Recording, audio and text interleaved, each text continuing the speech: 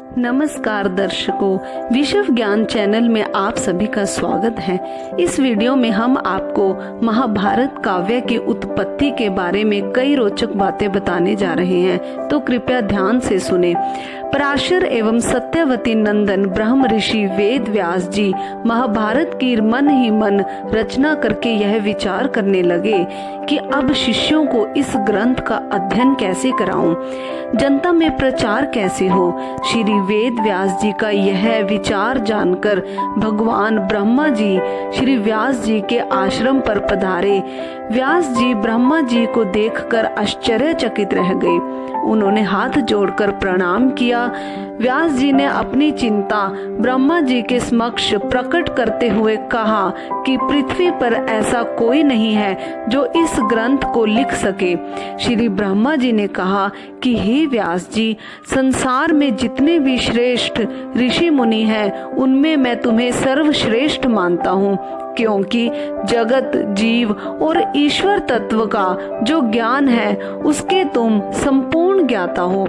मुनिवर, अपने काव्य को लिखवाने के लिए तुम श्री गणेश जी का स्मरण करो। यह कहकर ब्रह्मा जी अपने परम धाम को लौट गए।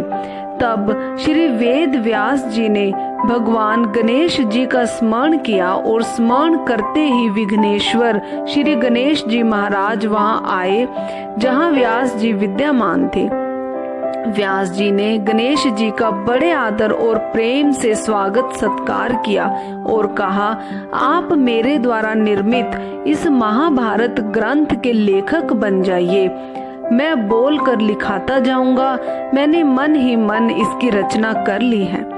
यह सुनकर विघ्न राज श्री गणेश जी ने कहा, हे व्यास जी, यदि लिखते समय क्षण भर के लिए भी मेरी लेखनी ना रुके तो मैं इस ग्रंथ का लेखक बन सकता हूँ।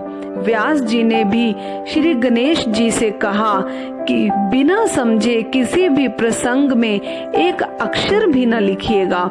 श्री गणेश जी ने ओम कहकर स्वीकार किया और लेखक बन गए। तब व्यास जी ऐसे ऐसे श्लोक बोलते जाते जिनका अर्थ बाहर से दूसरा मालूम पड़ता और भीतर कुछ और होता। स्वयं सर्वज्ञ श्री गणेश जी भी उन श्लोकों का विचार करते समय क्षण भर के लिए ठहर जाते और इतने में श्री व्यास जी और बहुत से श्लोकों की रचना कर लेते थे और इस तरह महाभारत काव्य नामक महान ग्रंथ की रचना हुई। तो दर्शकों, कैसे लगी आपको हमारी आज की यह वीडियो?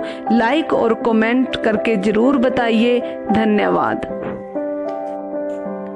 नमस्कार दर्शकों, विश्व ज्ञान चैनल में आप सभी का स्वागत है।